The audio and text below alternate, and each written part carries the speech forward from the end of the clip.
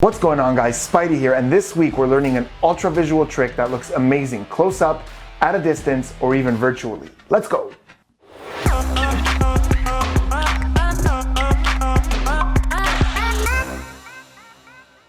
Hey guys, welcome back to another Spidey tutorial. I've been getting some insanely good feedback from you guys over the last couple of tutorials. I'm so glad you guys are out there crushing it with the tricks, so we're just gonna keep going. This week, we're learning a routine I created years ago that's based on a different routine by one of my favorite magicians.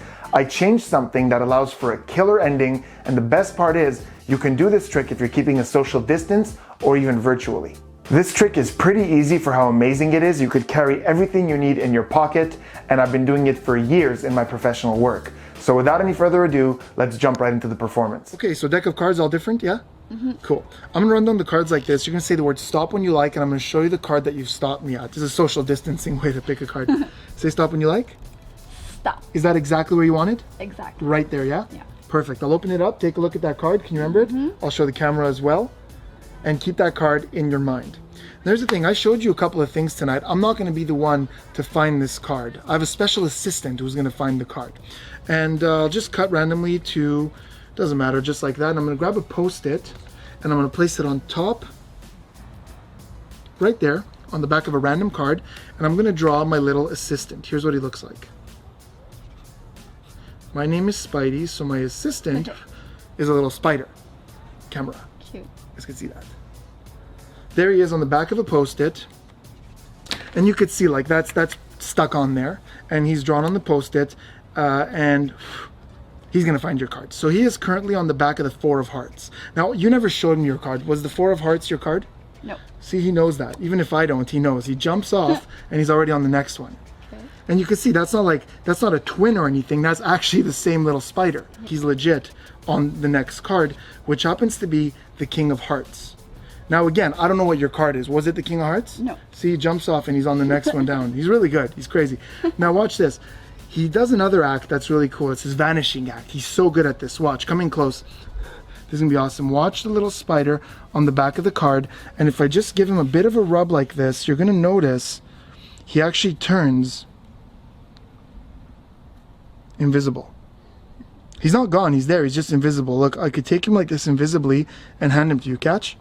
Good job. He's right there, don't drop him. Toss him right back in the middle of the deck. Good job, wow. I think you got it. I think you nailed this. Look, if I go back through the cards, there he is, he's back. And this time, what was your card? 8 of diamonds. 8 of diamonds? Yeah. He's actually on the back of the 8 of diamonds. He nailed it.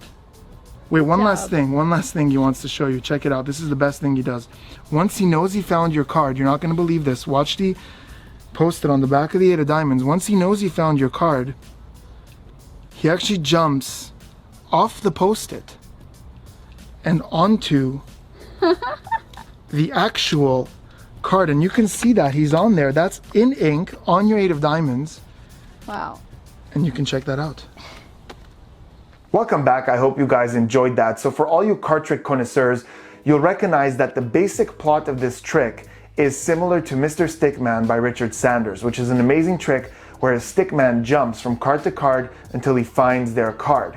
That creation started a revolution in magic where a whole bunch of magicians started to play with that plot. This is my version. With the added post-it, I think you add a couple of really cool moments. So let's get right into the explanation, starting with what you need to do this trick. So here are the things you need to do the trick. First, you need a permanent marker, any color is fine, an ordinary pack of cards, any brand, and finally, a pad of small post-it sticky notes.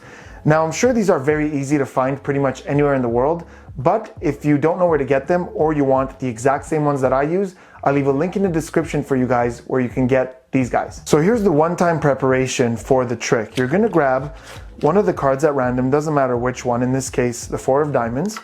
And on the back of that card, you're gonna draw something very simple, a simple doodle. Now, my name is Spidey, so I draw a spider, but you don't have to do that. You could draw something that's more on brand for you or just a generic thing. In this case, we're gonna do a smiley face. Now you're gonna wanna do this in such a way that it's gonna be easy to make a very similar one later. Here's what I mean. On the back of my card over here, there's this diagonal line. I'm going to use that line as a guide to make the circle for the face. So I'm sort of going to circle that line. Then I'm going to make 2 dots and a smile. The reason for that is later I'm going to need to make a smiley face that looks a lot like that one. So that helps me be able to copy it. Now you're going to place one of the post-its on top of that drawing, stuck to the card. Now once again, you want to place this somewhere that's going to be very easy for you to remember. For example, on the back of my card, you'll notice that little angel over there is on a bicycle. The hands are like this. So I'm going to put the post-it right where her hands are. And the edges of the post-it are right where that line is on that card. This is very easy for me to remember this position. Great, now that you have that, you're going to take your pack of cards. This is going to go at the bottom of the deck and you're ready to go. In fact, when I do card tricks, I like to keep this in the box, and then after a couple of tricks, I put the cards back in the box, I load that at the bottom. Now when I take the cards out, I'm ready to go. This is the only setup. Okay, so your post-it card is at the bottom. Just make sure that the non-sticky side is closer to you. That's over there. The deck is face down, and you are now ready to go. We're going to start with a riffle force of the bottom card. This is a great way to make them feel like they chose a random card, but they didn't. Also, you can do it from a distance. So the way that works is my fingers and thumb are holding the deck like this. My index finger is going to lift and kick some cards over to the left this way. My left hand is going to grab that, keep a pinky break. These cards are going to go on top, so that just looks like a cut. From the front, they can't see anything, but from the back, I've got this pinky break holding that spot open. I'm going to run my thumb down the side and ask them to say stop.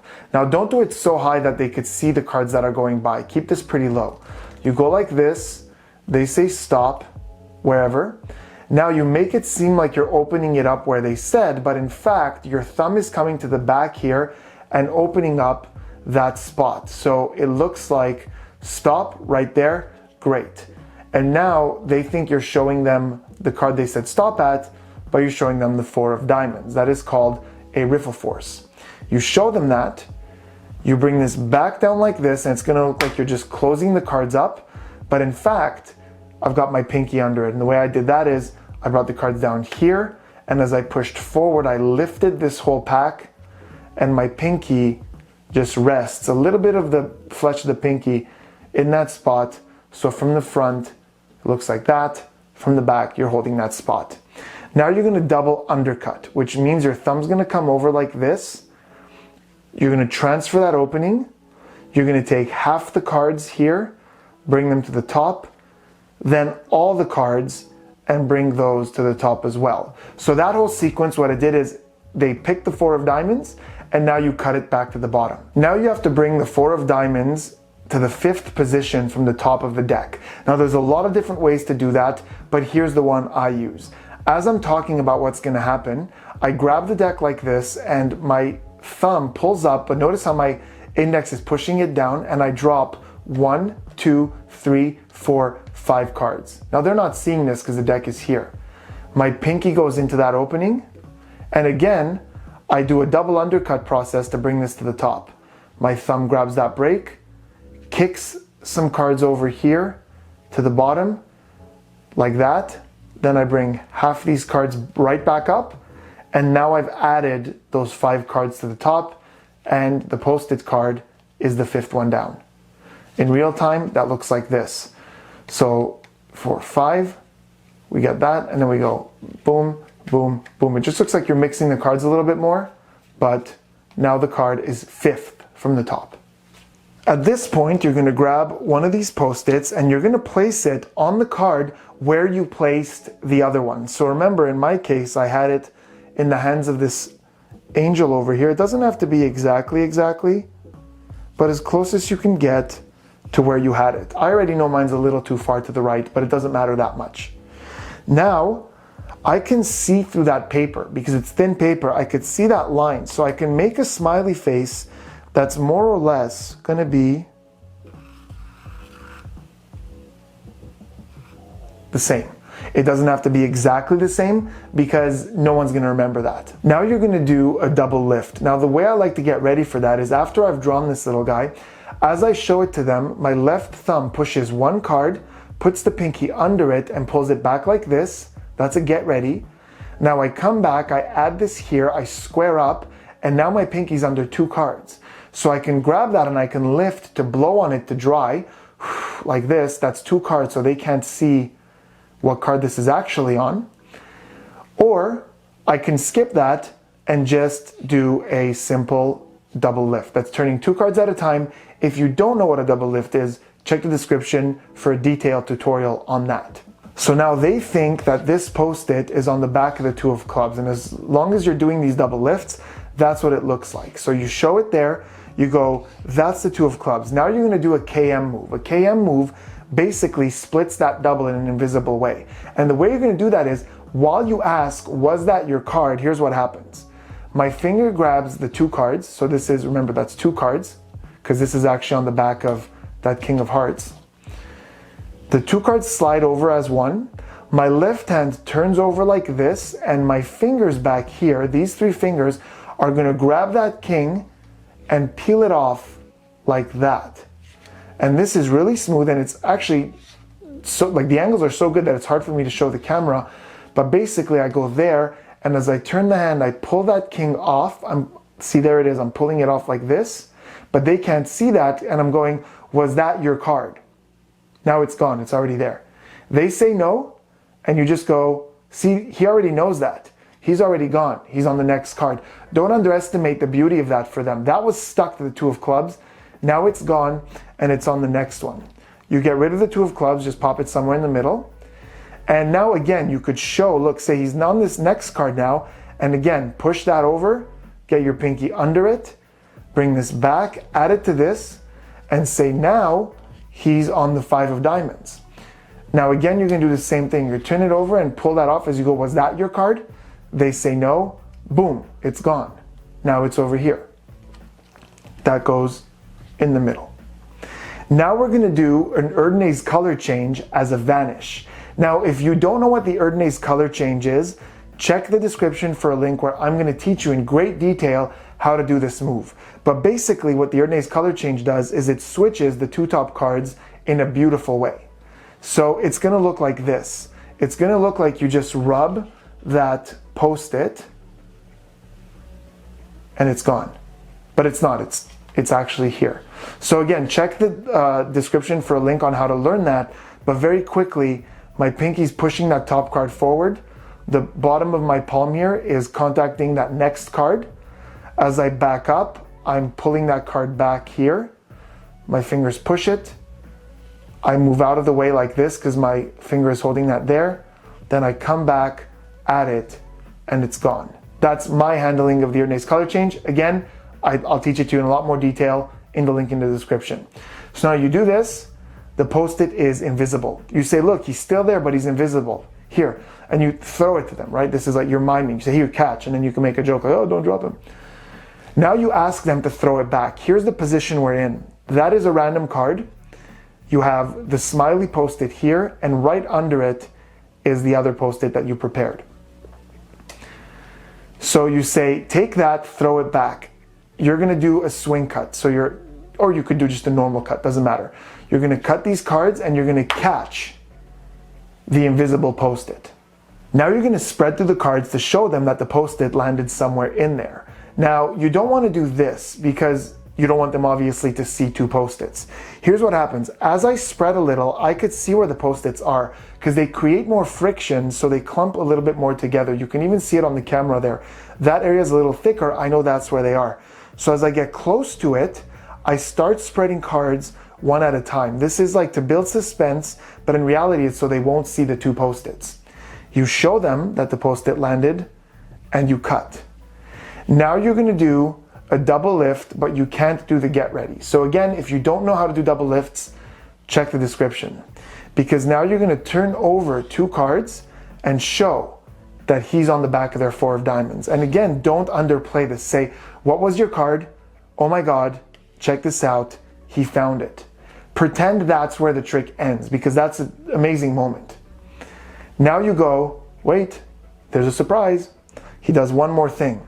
When he found your card, now you turn this double over, and this is so cool because they've seen one post-it on the back of the 4 diamonds. Now you're going to do the Erdnase color change again, but this time the post-it's going to stay, so it's going to look like a vanish. This is a beautiful moment. Again, check the description if you want to learn how to do this move. But now it looks like that smiley face just vanished. And you slowly remove this and show them that he's actually on the back of the card. And if you're doing this live, you turn your body like this, like I did in the performance. You lift one card, your left hand turns face down so they won't see that. And you kind of do this to show it's real, and you can hand that to them if you choose, and they could see that it's permanently on the back of their card. So there it was. I hope you guys enjoyed it and that you're going to use this trick to create amazing, happy, and magical moments. Please remember to hit that subscribe button, turn those notifications on for more tutorials, mentalism, and hypnosis. Let me know in the comments what you thought of this trick, and I will see you next week.